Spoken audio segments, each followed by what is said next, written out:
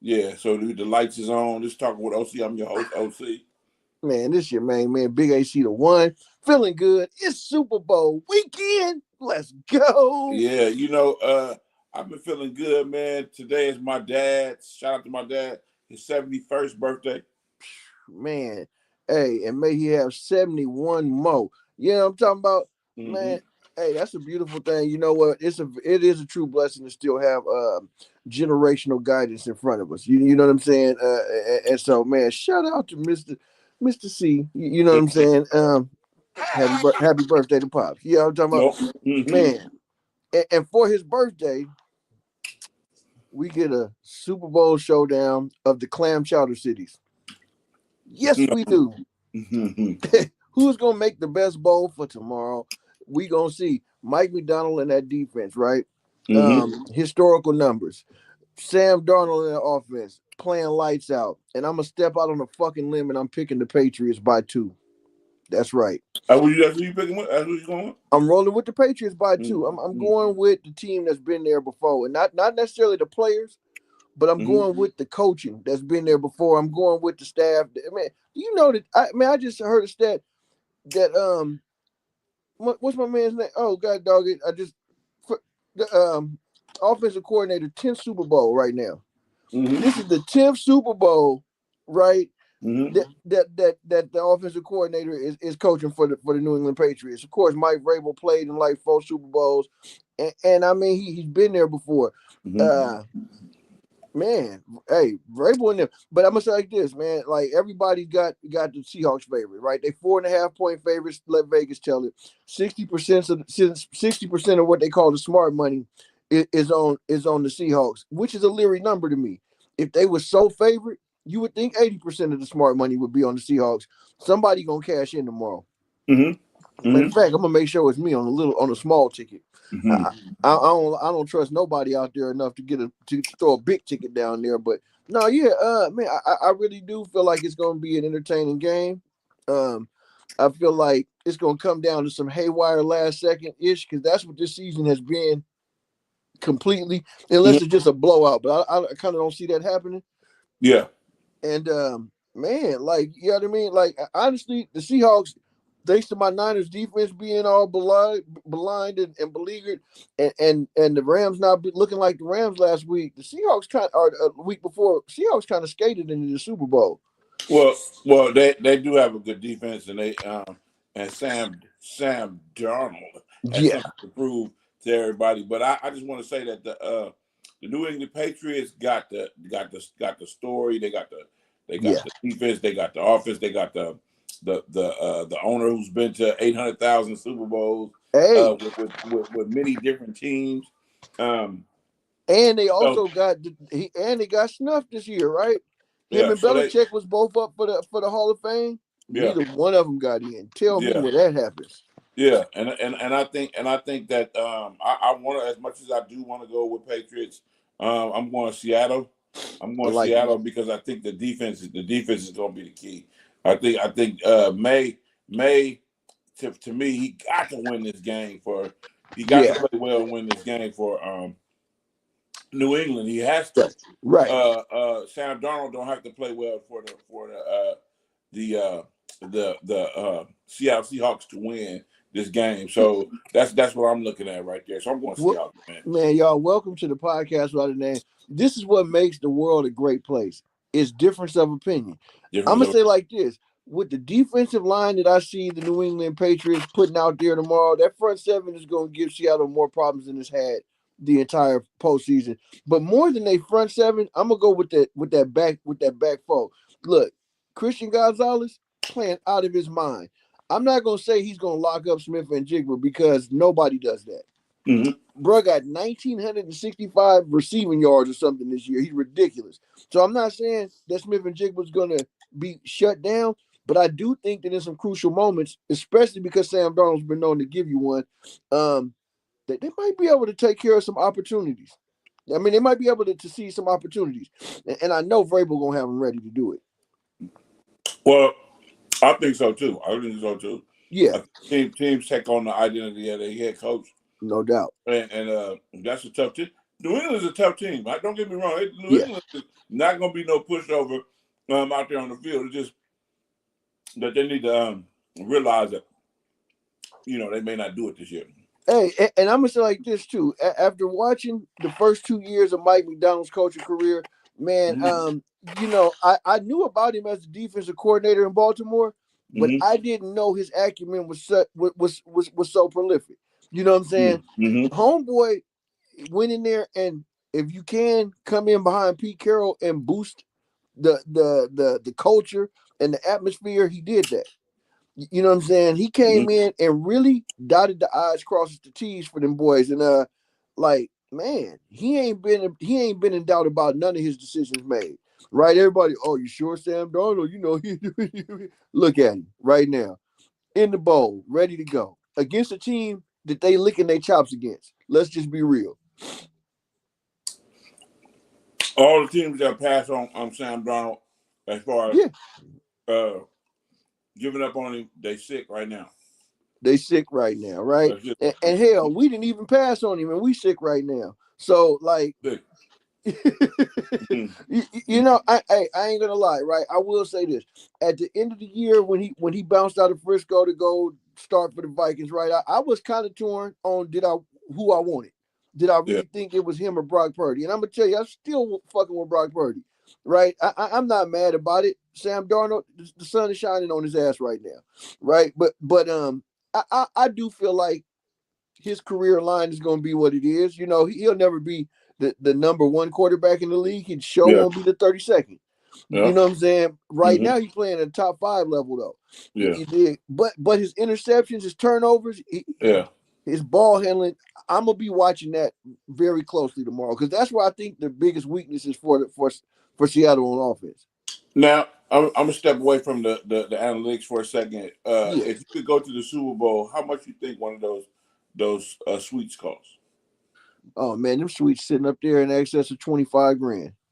Man, they said Kelsey played $3 million for a luxury suite for the Super Bowl. Well, let me give a shout out to somebody from Vallejo, man. Kyrie Irving paid $11,000 for the boy album too. I mean, Hey, so I mean, no, but on the real, I guess if you got it, flown it, that to me says I'm retiring more than anything. Yeah. That's what that says to me. That's what that says to me. I was blown away when I seen that figure for $3 million for one game for but it's him. That means you got that suite packed out.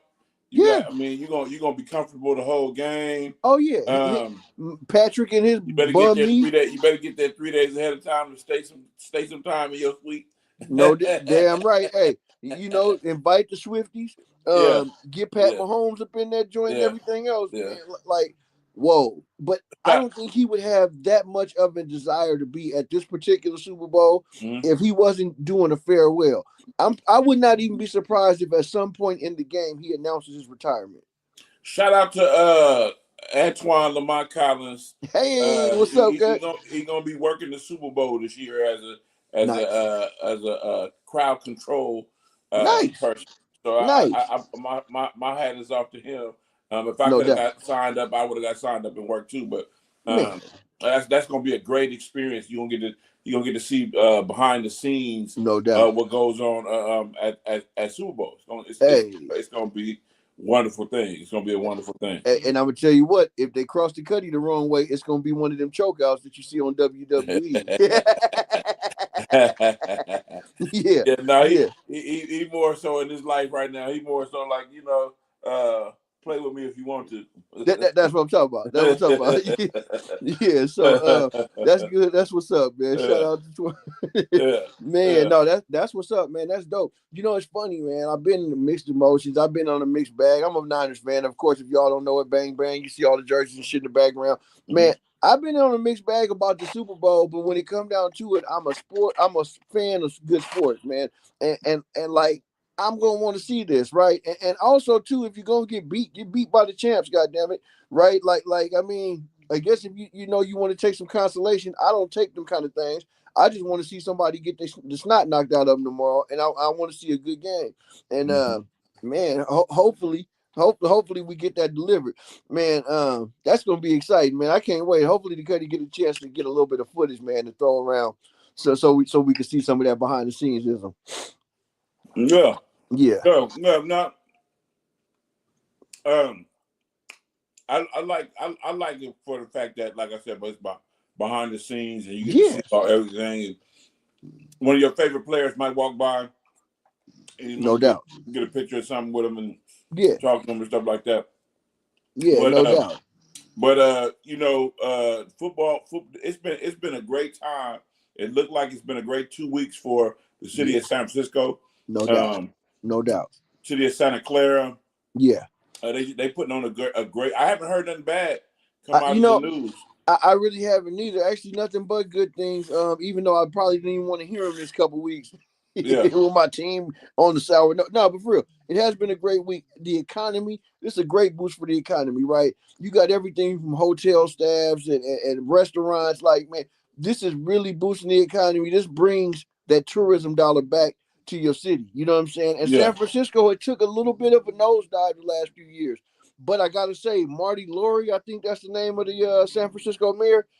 He been doing some pretty, some pretty effective things at cleaning up them streets. Of course, the game itself is played in Santa Clara, but all of this tourism is aimed towards San Francisco. So, yeah, man, I'm looking forward to seeing the show that they put on. I got to say, I think Levi Stadium is one of the most underrated stadiums as far as one of the new, bigger cathedrals that we build up for these sporting events and things. Also, too, man, like it's funny. I think you're a homer. Huh? I say you're a homer. That stadium sucks. Okay, well it sucks then, but we getting that Super Bowl money. So York, cash check, go get us some damn free agents. No, they gotta have something. It's brand new. It's gotta be cool. It's brand new. No, For football, it's great. It looks like it's great for football. So and for concerts, bro, I've been to one concert there. Shout out to the concert, you know what I'm saying, crew that they had out there, bro. It was all the way lit. Of course, used to go to the amphitheater right there in Great America. They used to have some good shows, but I will say that Levi's they definitely know how to put on the concerts too. Yeah. I wonder is Great America still around? It's still around, bro. They you know what's funny? It's such the secondary notion. You know, the funny thing is we forget football season goes on during the off season for Great America and them. Mm-hmm. Yeah, so they have their whole year worth of events and all of that, and it looks Levi's it's drowning all that shit out now, but still it's tucked over there in the corner, and they still getting a little change. Because I heard that they're supposed to be closing soon. That's what I thought too, but to this point in time, they still functioning, they still open. That's crazy. So you talking about the death of an era right there? You closing Great America? How many great fucking memories do I have coming out of high school, man? Going out there to get at the ladies, man. Going out there to pick up some honeys, man. Sliding through, man. Hey, it was the shit to go to Great America for a little. That was the business. Mm-hmm. You know what I'm saying? Mm-hmm. So shout out to the end of an era, man. With Great America. Living out a slow death. Yeah. What did you think? What did you think about this trade deadline in the NBA? I thought that the Dallas Mavericks did what they needed to do. They shipped AD up out of there, didn't they? Yeah, they got. He's a what is it? Was he a Toronto Raptor? No, he's a Raptor now. Raptor, yeah, I think he's a Raptor. You know what? Hey, I hope he revives his career there. Thanks. He don't want to play. He don't want to play there. He don't want to play there. I was hoping he would have scuttled his ass to Golden State, but that didn't work out. Man, I'm tired of saying we need a big man. Like I didn't want to say that no more. We need a big man who can play is really what it is, and he would have been one of them. But I'm gonna say like this, man. I looked at this replacement on TV tonight, man. He was active. He was active. They made the moves they needed to improve their team, and it's funny they didn't do it with a name that you look for. You know what I mean? And I think that's what I liked about this trade deadline. It wasn't the obvious trades for the obvious players, right? And there was some shuffling, some shuffling being done. how do you improve your team once the trade deadline is gone? What do? You got to pick up cash from the G League. You got to what do you do after the trade deadline? You got these 10-day contracts you can still sign with people. There you go. That are free agents. Yeah, that's right. You know what I'm saying? That's the only thing you can do. You can't trade with no other team, so you have to pick up players off that waiver wire. Yeah, off that good waiver wire. Mm-hmm. And so I guess the cats that's in the G League or on the lower subsidiaries of these teams, they free game too, right? Yep. Okay. Okay. Yep. But them dudes is in that position for a reason. You know what I'm saying? You know what I didn't catch because I kind of tuned out. Jonathan Kuminga's still a Warrior, huh? No. Bye-bye now. I think didn't Kuminga go over in a trade to somebody else? I hope so. Let me grab this device and see what I can see. Because, man, I'm going to tell you what. I like Kuminga as a person, as a player, but I'm tired of the saga. Like I'm tired of that distractionary type business. So I'm going to say, as I look this up, because the last I had checked, they were talking about it should be done, could be done. Oh, it's the most obvious trade coming up in the deadline, and nothing. Nothing. No, I think he's still a Warrior. He's still a Warrior. So he's still a Warrior, right? And it didn't help him tonight. It did not help him tonight. Let's see here. Look at the stats lines real quick and see if I see. Oh, well, no, you know what? I'm going to say that he must be up out of here. Okay. And the reason I'm going to say that is because I'm looking down the line of people that played tonight, and I see a shooting forward with the name M. Lyons. Never seen him play a game. Hawks. He went to the Hawks. I was just about to say, we got somebody for him, and I'm just glad that he got a chance to go start over, man. Yeah, he went to the Hawks. Because bro got a lot of talent. You know, I'm glad we traded him out of the West, too. Yeah. Because I would hate for Kuminga to be that Achilles whoop our ass at the dagger moment. What you think about it if they would have got that Ball kid, Lonzo? Oh, Lonzo Ball, you know what? Lonzo Ball's a solid player. I don't think he moves the needle though, right? Like, but actually, let me say it like this: good distributor of the ball, right? He never has developed that 3-point shot, so I don't know how he would fit. Mm-hmm. If we was getting rid of Draymond, I would love a pickup like that.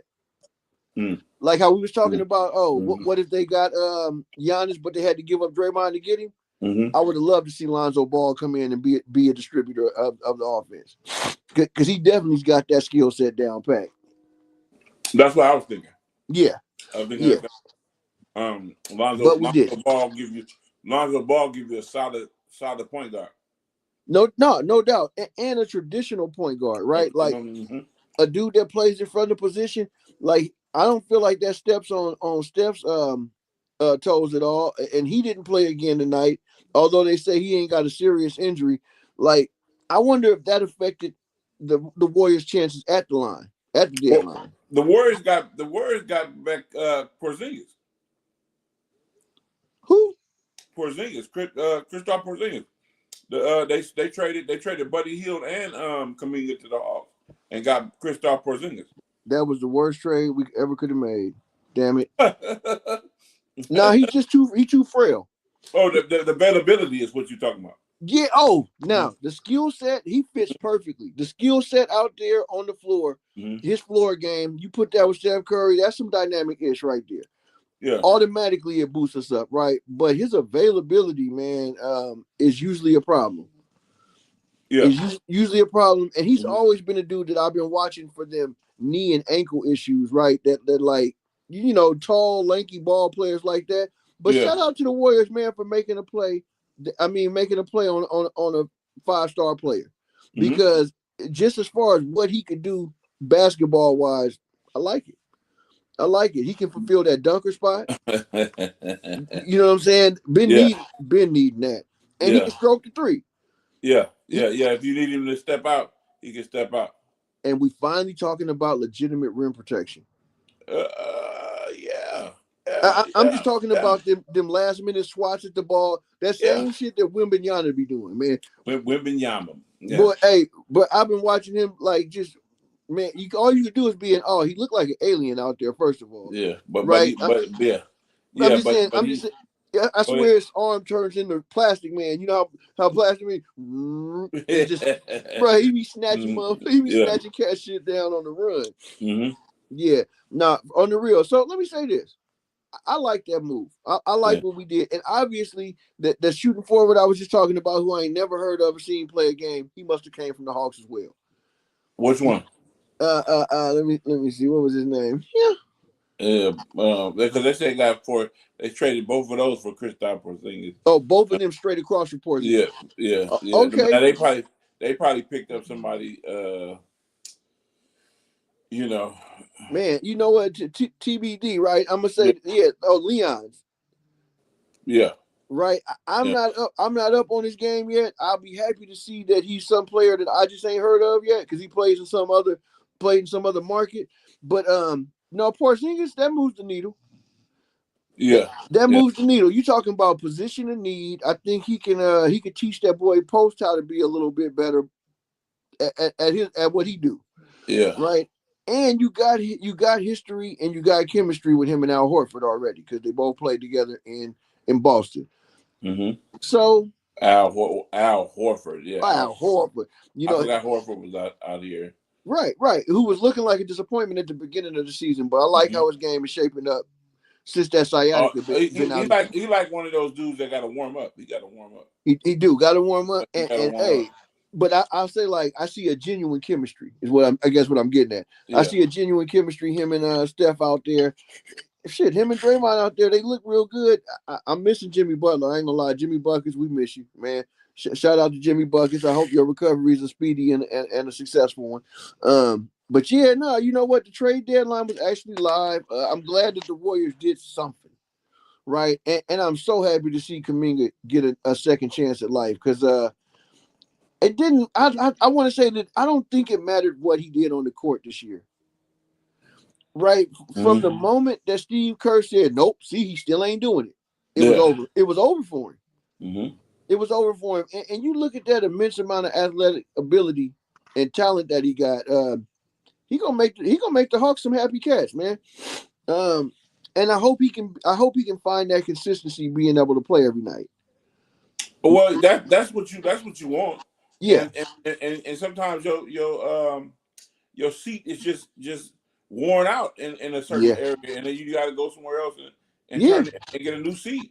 Yeah, no, you're right, man. And something about him and Steve Kerr just didn't quite click. It just didn't quite click. I don't know if I want to say that I think by winning a championship in his rookie year and him not having that background of organized, sports, I want to say that, I think he got a little ahead of himself, put his head out in front of his skis and tried to act like a veteran too young. Yeah. Looking at the other team up the way a little bit, Sacramento, they talk about buying out Russell Westbrook's contract. Right. So now you want to talk about an undercover move I would love to see the Warriors make? Yeah. If they do buy him out, I would love to see the Warriors go scoop up Russell Westbrook. Why? You want another quality body that can play wing and play point and all that kind of shit? Yeah. I'm quietly a Russell fan, man. I like Westbrook. I am. I seen him play a couple of weeks ago on a Wednesday night, and I think he still got a lot of basketball left in his legs. He got a lot of basketball left in him because he loves the game, and the way that he approaches the game is the same every time, which is ferocious. And so the Kings are thinking of that they don't need him as a part of their rebuilding process. I see it. I can see it. That's why they're buying out. I'm gonna tell you who I was hoping that the Warriors would have scooped about the Kings was DeMar DeRozan. Yeah. He went. Didn't they trade him to somewhere else? They did trade him to somewhere else, and I'm not gonna lie. I don't want to say apples and apples, but for the offensive output that Jimmy Butler was giving us, DeMar DeRozan plays a lot of that same game. Yeah, DeMar DeRozan is from Compton. He is from L.A. He's from L.A. I know he's from L.A. He is. Hey, and he the king of the midi. Yeah. He the king of the midi. And so, man, I ain't gonna lie. I was kind of hoping that they would have did some kind of trickery and shamboozleness to get him on the Warriors roster. Because, like I say, that mid-range game, when you mix that in with Steph Curry, it's lethal. Yeah. Like I could go back to Sean Livingston. I can Jimmy Butler. It don't matter who you're talking about. You mix that mid-range game in, it's lethal with Curry. Man, shout out to Klay Thompson. Have you seen him play in the last few weeks? No, I haven't. Boy, I don't know what Megan Thee Stallion put on that boy. Yeah, but he playing like Klay Thompson again. Well, right? he had a come to Jesus moment after one of those games that he played that he didn't play well. He had to understand. He had to understand where his body is at, how he's performing, what he's asking his body to do. Is he still the same kind of player as he used to be? So he got emotional in front of the media. But so that must be that cleansing he needed to say, I'm finna give it this type of effort, and I'm gonna go out here and participate well. Man, no, straight up. And shout out to everybody catching this with us live. Please like this, send this out, share this, and all that goodism podcast without a name.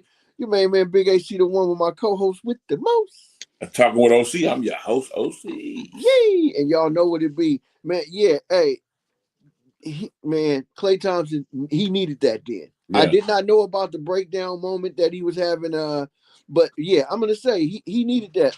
I'm looking to see what this. Oh, hey, what's up? Shout out to Deborah right now. Yeah, man, I was gonna say that. New England killed them birds. You know it. You know, bang bang. You know I'm right there with you. No. Hey, you know what? It's funny that you say that, but I've been watching that 49er documentary that's on AMC. Yeah. Montana is still my favorite quarterback. Bro, hey, me too. And we talking about over Brady and all of them. Yeah, that's what I'm talking about. I'm talking about hands down. Montana is still my favorite quarterback.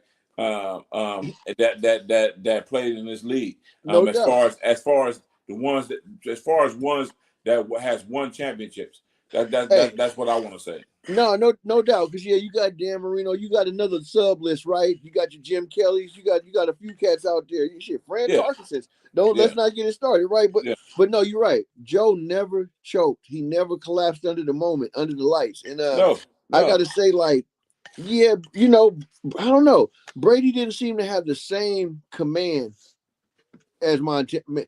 Montana had the command. Bro, he stepped in the huddle. Yeah, just like. Yeah, but I think that trickled down from front office. Yeah, that trickled down all the way from front office to the Bill Walsh, the head coach that was Bill Walsh. To him on the field. I think the way that the league used to be back then when the Niners was one of those franchises you couldn't compete with because they spent money. They spent their money. Yeah. When it was back then like that. You had to. It's walking in the door was like that. Right. No doubt. And let me give a little shout out to Eddie DeBartolo, who did make it to the Hall of Fame. Yeah. Right, man. Hey, when Eddie DeBartolo set the precedence, bro, like you say, they was the first cats really on them private jets, like really living it up, bro. And he embraced that team in a way, and you could just tell when you hear the veterans that come back. The what do you call them? Alumni. There we go. The alumni players, right? But they love DeBartolo to death. Yeah. But even down from the people that the players that they picked, they went to HBCU to get Jerry Rice. Yeah. You know what I'm saying? Who would have thought he was that type of there was going to be that type of player in the NFL? Man, come on. But I also thought about this. Put this in perspective. How old do you think DeBartolo was when he first owned his team? Man, he was in his young 40s at the most. 35. 35. Okay. Hey, 35. that was that old mob style Italiano money coming. 35 years old. Think about what was you doing at 35 when you were 35 years old? Bro, at 35, I was still figuring it out. That's for sure. Not that I ain't now, but but he owned franchise in the NFL. Bro, a world-class franchise and really set the precedence for what it is right now to have a winning organization. Yeah. So not only was he was a visionary. I'm gonna just put it there. He was a straight visionary, and then you bring in a coach that's on the same level. Yeah, he's coming in with a visionary, with an offense that's cutting edge, right? Boom. Like now we say the West Coast offense, like we say it's Monday, right? But man, when I was young, that was exclusive. What you mean? Roger Craig now.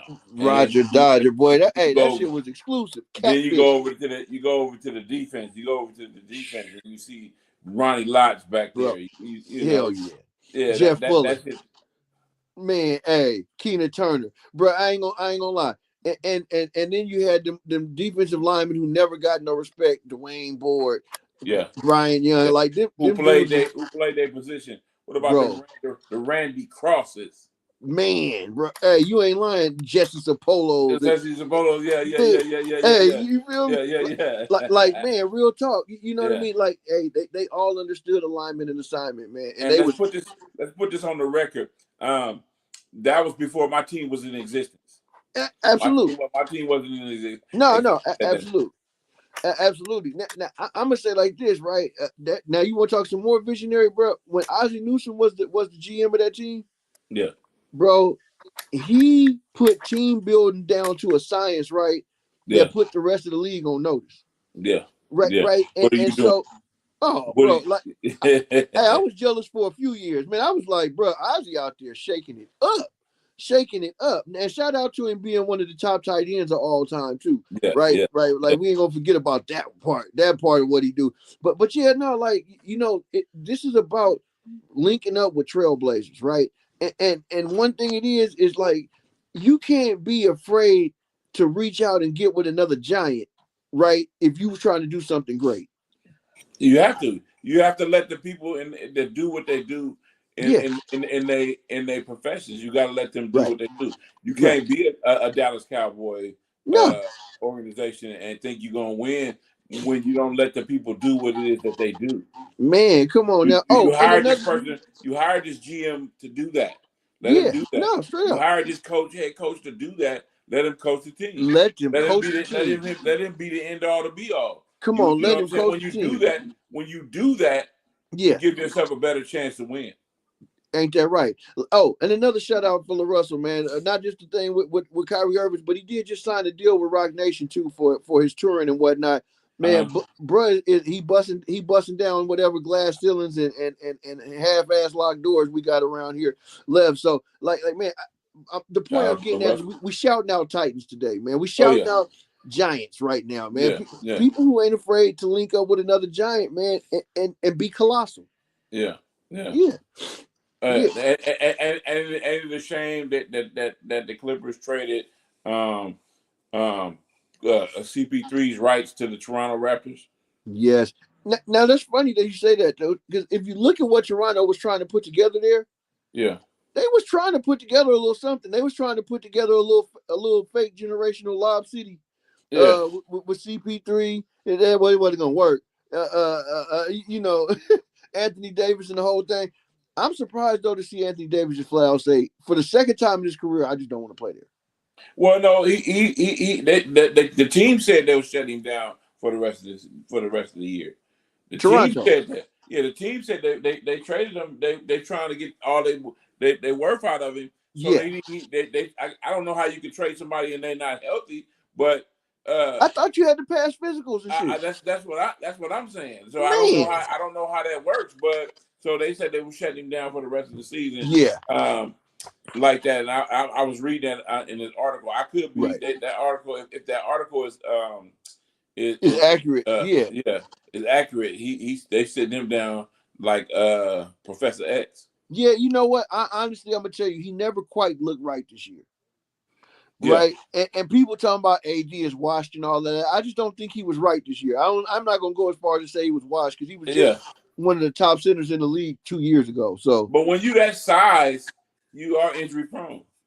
You are, and just what I was saying about Porzingis, right? And I mean, dude, what can you say, right? He went and won the championship in Boston. Time to get right. You need some time to get right. That's what it is. Straight up.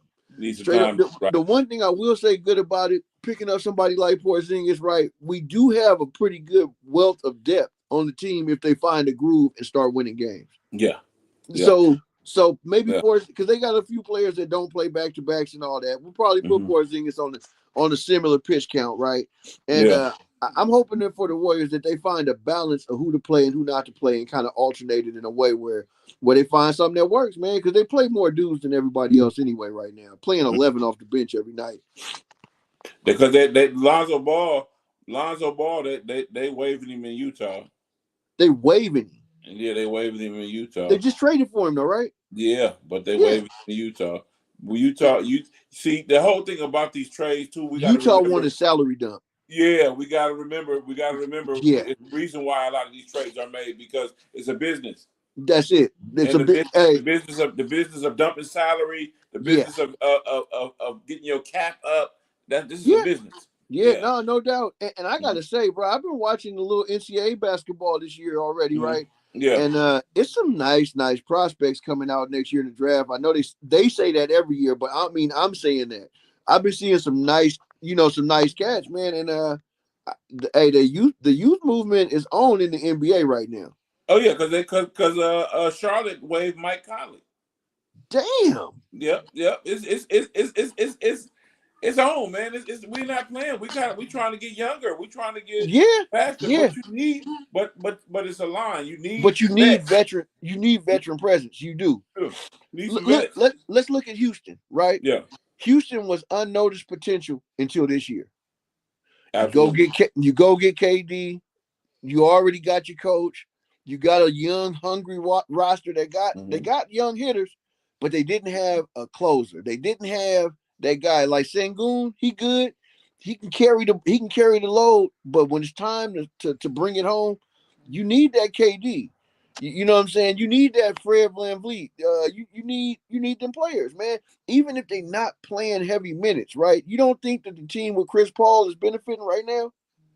Hey, I thought they would have been benefiting with him on the roster because of his knowledge and what he can bring to what he can tell your point guard or what he can tell how he can explain what he's looking at when he's seeing his defense in front of him, what he's looking at, how he's looking at they're playing him and all of that type of stuff. So I like the IQ. I love veteran leadership. Veteran leadership. No doubt. You know what I'm saying? Let me see. Who didn't practice? Let me. I think it's didn't practice where you playing the biggest game of the year, scared of women's injuries. Yeah, I'm gonna say like this. To me, the Super Bowl and the world, the championship, them ain't the times to be pulling yourself off the snide after not playing for 6, 7, 8 months. You're probably gonna run out there and get yourself hurt trying to be the emotional. As soon as you touch the foot, as soon as you touch the field, ankle, Achilles gonna pop. Something gonna happen to you. But something gonna go. And it's funny. So I don't know if you've seen this recently. Fred Warner came out and answered the pundits about the fact that because Levi Stadium is next to an electrical power grid, something that's making the players injury prone. Yeah. He said he don't know what the fuck y'all talking about. And I gotta say, I'm gonna probably roll with what Fred talking about because he just now getting hurt for the first time in 9 years. Right? Just missed his first game this year. And so I think it comes down to catch training regimen. Yeah. You know what I'm saying? Like Bosa, But Bosa, what are you training? What are you training for? Is what we need to look at because the game is different. It's different than it was when when the Niners was winning all of those Super Bowls. It's different. It is. Like just to be a big old hulking behemoth is not enough no more. What I noticed, the cats that don't get hurt a lot, they do a lot of flexibility training and a lot of core training, right? Where they working on balance, they working on flexibility, and they making sure they got strength, but they making sure that they balance and flexibility is right, because that's how you don't end up not overreaching and out of position and with your body in a bad spot. So yeah, like man, I think it come down to player regimens. I'm gonna bring up Nick Bosa because I'm gonna say this: he's a big hulking dude, right? But I don't necessarily see him on that agility type regiment like I see a Fred Warner, like I see. So, I think if you're not training on that level, Like I was watching Alvin Kamara one time, bro, and he was doing this thing where he's standing on this balancing ball, and this dude is throwing tennis balls at him, and he's doing knee ups, and I'm like, bruh, that's so ridiculous right there. Yeah, yeah. Like well, your hand-eye coordination gonna be good. Man, hand-eye coordination gonna be good, and when you tiptoeing, falling out of bounds, stretched out for the, you gonna know how to come down because your body's always ready to catch itself. Yeah. You know, and hey, them are people that's not getting hurt like that. Yeah, yeah. Now they got that guy Terry Rozier that was caught up in that gambling. Scary Terry. They're not gonna pay him his $26 million. The Heat ain't gonna pay him $26 million. I'm gonna tell you what. Until that case is over with. So he still got some action. Yeah. Well, they're gonna make an example out of him anyway, though. Yeah. That's my opinion. They're gonna make an example out of him because they can't take Trump to jail. They gonna. You know what? We was both wrong. Anthony Davis is a Washington Wizard.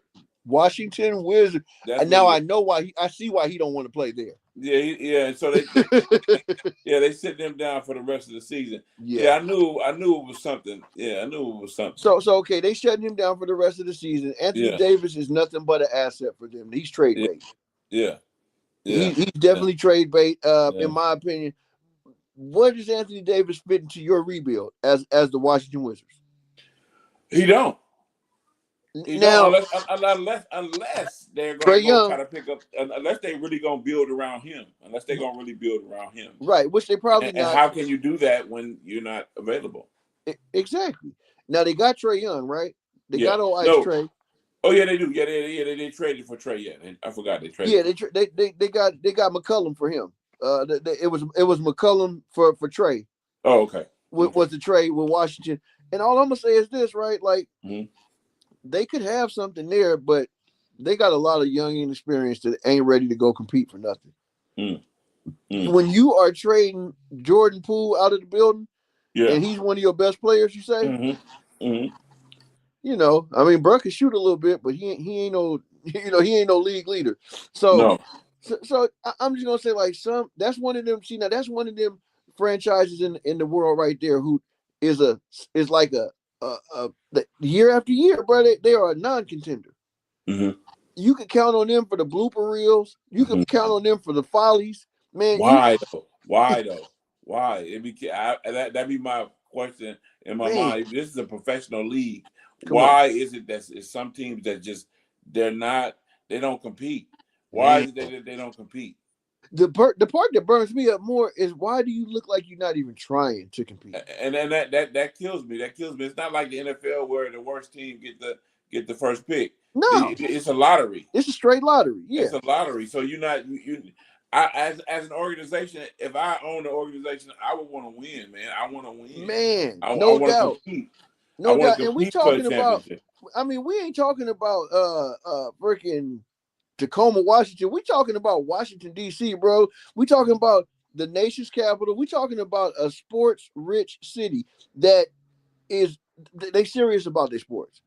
They are serious about their sports, right? So I don't get it. I would rather see the Seattle SuperSonics get back in the league than be watching the Washington Wizards. Is what I'm trying to say. Yeah. Like man, let's give it to somewhere that's gonna take it seriously because Washington Wizards, they clown of the day material, man. They man Tom Boone buffoonery type shit. I can't get with it. So I was looking at this thing. I ran across this thing on here. Denzel Washington gets up from his courtside seat and he walks over in the game and hugs LeBron, gives LeBron a hug. And I'm like, if he was a regular fan, they would have mopped him. Oh, bro. If he was a regular fan, they would have mopped. They would have mopped him up out of there. Hey, they would have had all kind of knees on the back of his neck. You know, forearms in his solar plex. Ain't no way that you getting that close to LeBron. More than that, though, like, what kind of sensitive ass moment that was they having that he had to go give LeBron a hug? LeBron found out he wasn't getting traded. This is the end for him. This is the end for LeBron. Hey, this is the end. And you know, I'm gonna say this for the team that gave one of the most publicized farewell tours we ever seen with Kobe Bryant, right? Yeah. This is a really low key farewell tour for LeBron. Yeah, I watched that podcast on Netflix because they got podcasts on Netflix now. I watched that podcast on Netflix with Max Kellerman and LeBron's agent. Yeah. Yeah, and it was interesting to me to hear some of the stuff that his agent talks about. His agent talks about. But the reason why I say that is what's his name? Rich Paul. Yeah, Rich Paul. There we go. Yeah. The reason why I say that is he represents a lot of different players in the league. Yes, he does. A lot of different players, so he's able to really tell where his players is going. He's really in everybody's pot. And so he is, bro, and he be able to make decisions in the front office. Yeah, when LeBron is done, he won't be done. But when LeBron is done, that's going to be a huge client that he lost. Oh man, no doubt. And I'm gonna say like this: a lot of that like endless leverage, that house money he been playing with, it's gonna be used. It's gonna be dried up. Mm-hmm. And like having all the say so in front offices, like I don't know if that's gonna play that way. A lot of teams and front offices, I think, was willing to give him a little extra leverage just at the slight hint that maybe LeBron to come there next. Yeah. But you know, I commend him for building his brand and building his business, man. So that he can sustain himself. After his biggest client leaves. No, hey, you know what? No doubt. And I'm gonna say this: shout out to Rich Paul, because he definitely ain't going nowhere when LeBron is gone. But man, what a career to put together, and what, like you say, what a way, man, to force your way in the door, man, and put your brand right there for everybody to have to look at. Yeah. You know what I'm saying? Right there, everybody have to look at if you like him or not. If you don't respect, you think you don't respect. Hey, respect the game, right? Respect the player, and like a lot of people, they even hate on LeBron. And I'm gonna say like this: I'm not a LeBron fan or lover, but I respect what he's done. Oh, for sure. No doubt. I respect everything that he's done. Yeah, on and off the court. No doubt. You never hear about off the court him doing some janky, crazy stuff. You don't beat his wife. You don't whoop his kids. No, he's putting back into his community, opening up a charter school out there. Yeah, man. Hey, I like I said, all I can do is respect the game. As long as I don't hear he been fondling on no little boys or nothing, bro, I'm good. I'm good. I'm even good with the decision when he made when he did that whole thing on ESPN where he made a decision he was going to Miami. I'm going to Miami. I didn't care nothing about that.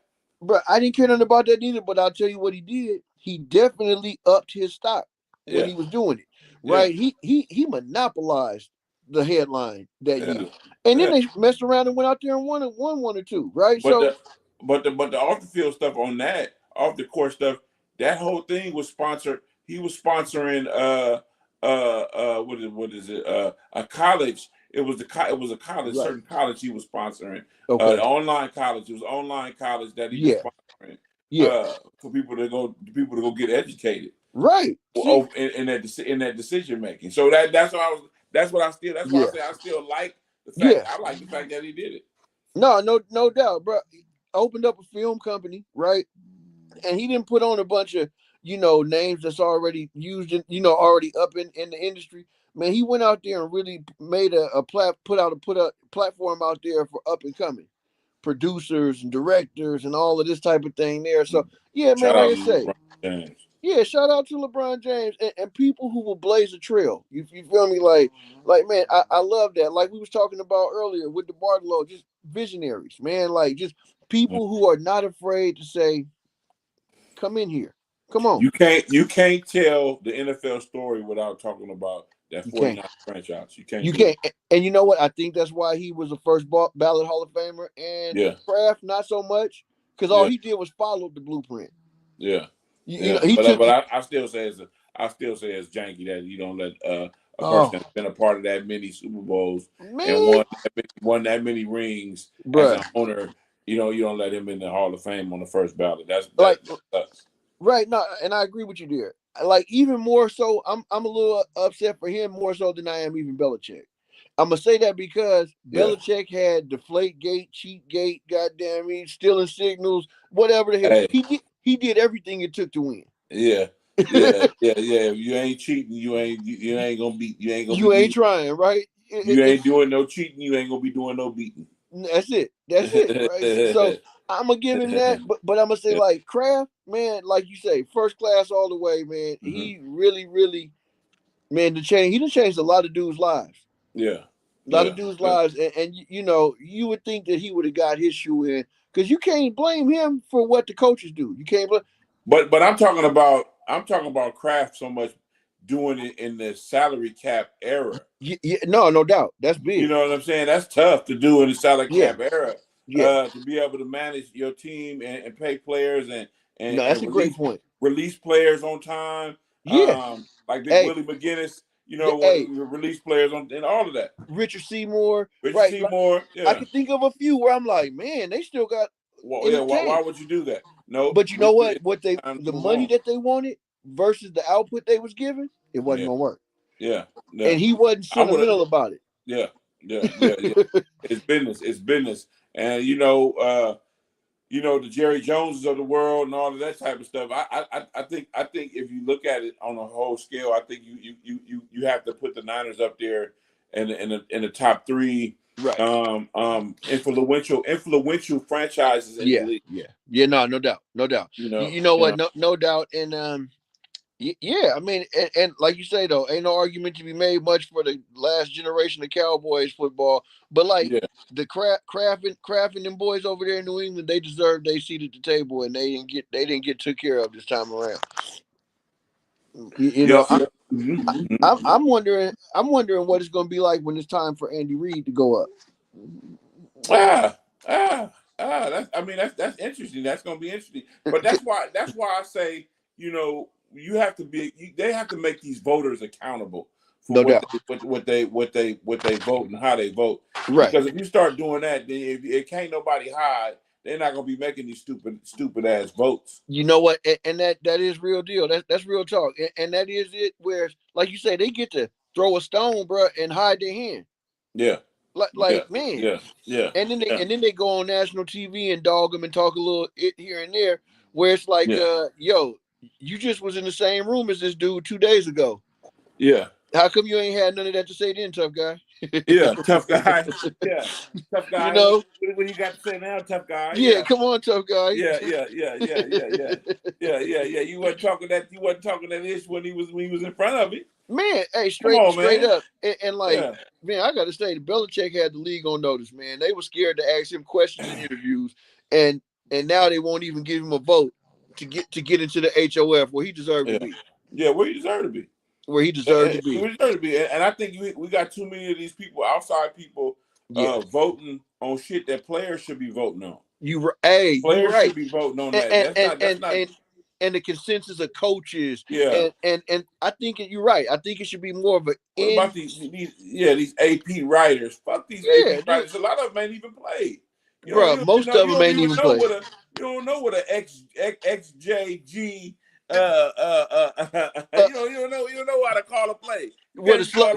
Hey, you don't even know what a sluggo scene right 90. Yeah. JY fly cut. Bro, you tell them dudes that they running out of a 21 set and they like, oh, is the quarterback 21? Yeah. No. Yeah. Which way do we go? Which way do we go? Yeah, no. Hey, you ain't lying. Yeah. Mm-hmm. Yeah, so I agree with that, man. Yeah, I agree with that totally. I just been surfing through a lot of this news. Yeah. Going through a lot of this news, and it's a lot of people that make good points about sports, about sports in general.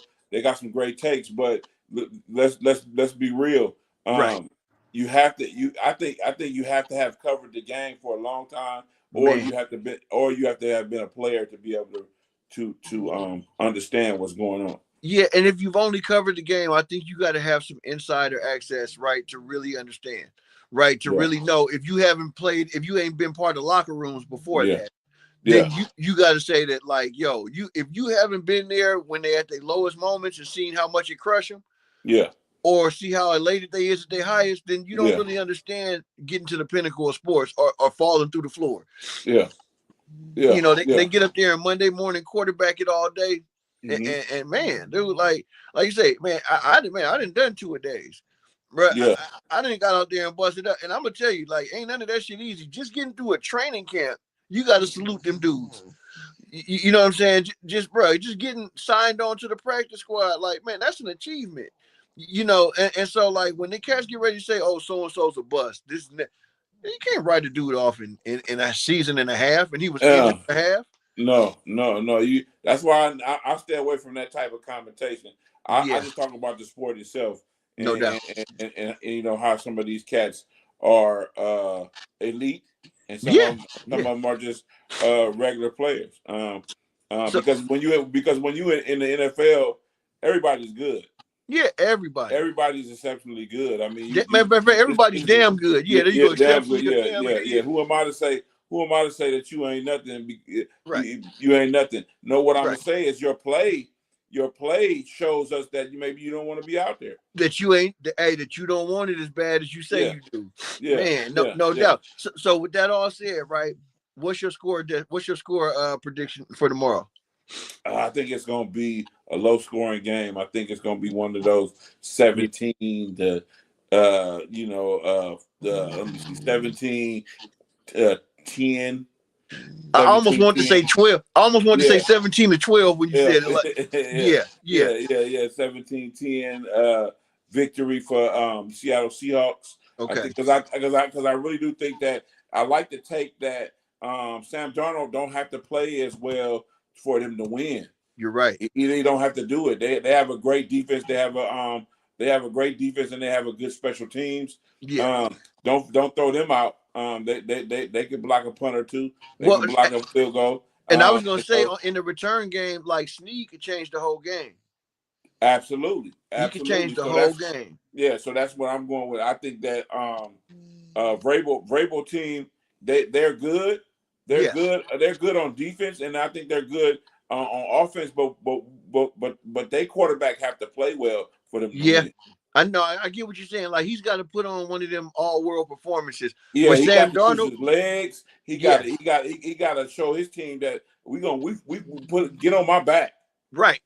No doubt. Right. And I'm gonna say like this: they may be able to do it. I'm looking for a close, a tight knit game myself. You know what I'm saying? I was thinking like 2017.